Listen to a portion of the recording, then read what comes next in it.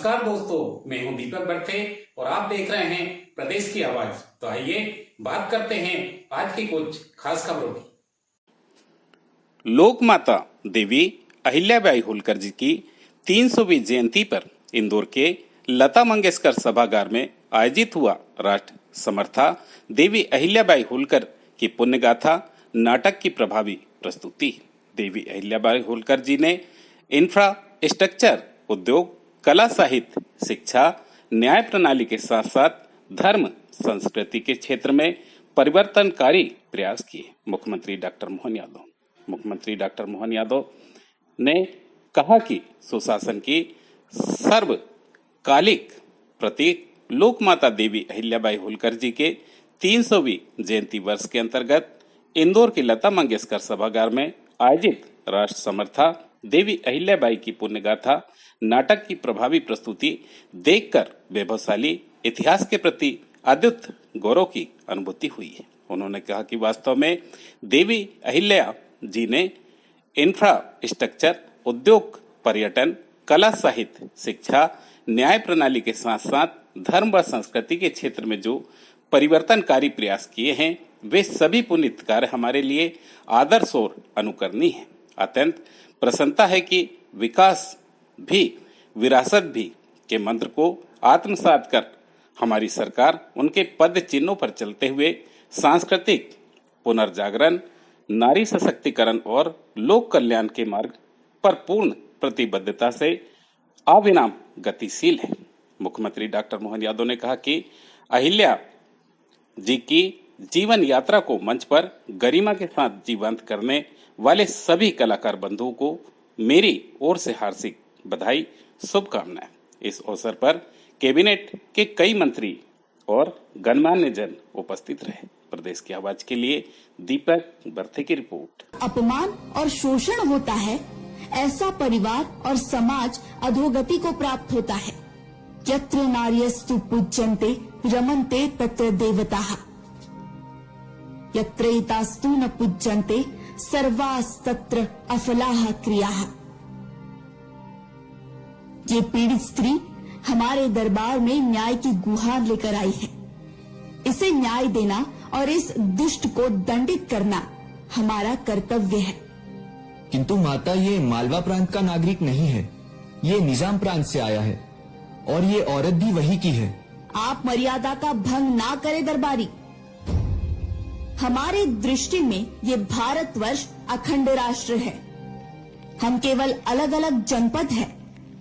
आसिंधु सिंधु पर्यंता यस्य भारत भूमिका। राज्य की सीमा मानव को बांट नहीं सकती। धर्म की व्यवस्था मानव को मानव से अलग नहीं कर सकती। मेरी दृष्टि में सभी एक है। ना कोई मुगल है, ना निजाम, ना कोई शूद्र, ना कोई मराठा और ना ही कोई ब्राह्मण। न्याय और धर्म के सामने सब समान है। भविष्य में अलगाव की इस प्रवृत्ति को पोषण करने वाली बात दरबार में पुनः नहीं होनी चाहिए। अतः इस सिपाही को दंड देते हैं कि इसका दाहिना हाथ और बाईं टांग कलम कर दी जाए। क्या मैंने ठीक कहा मामा जी? आप न्यायासन पर है अहिल्या। आपने जो समझा वो उचित है। हाँ,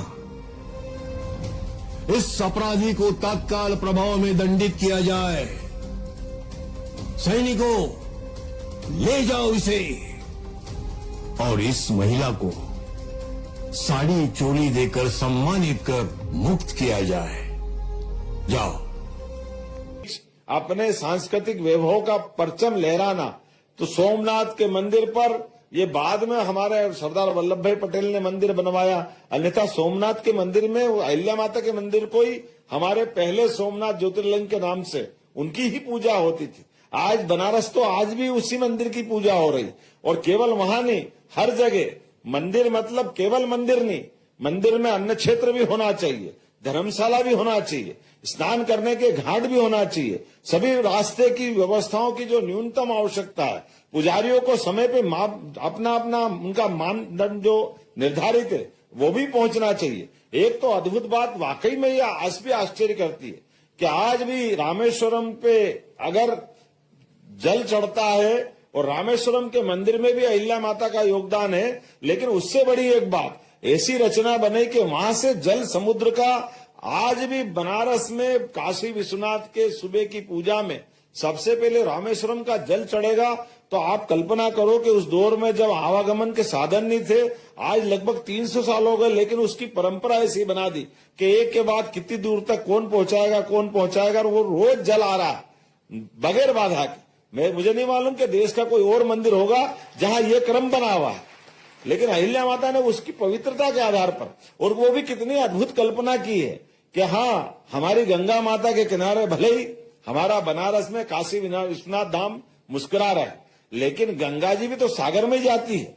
तो गंगा सागर से गंगा के किनारे पूजा करना, ये कौन सा उदात्त विचार, कैसी उनकी दृष्टि है। और एक वो नहीं, उनके अपने बेटे के साथ, पति के साथ, शासन की व्यवस्थाओं के साथ और कूटनीतिक रूप से भी हर दौर में व्यवस्थाओं का संचालन करने के लिए जिस प्रकार से उनने काम किया, मैं ज्यादा नहीं बोलूंगा क्योंकि हम अभी नाटक में वो सारे पक्ष देखेंगे।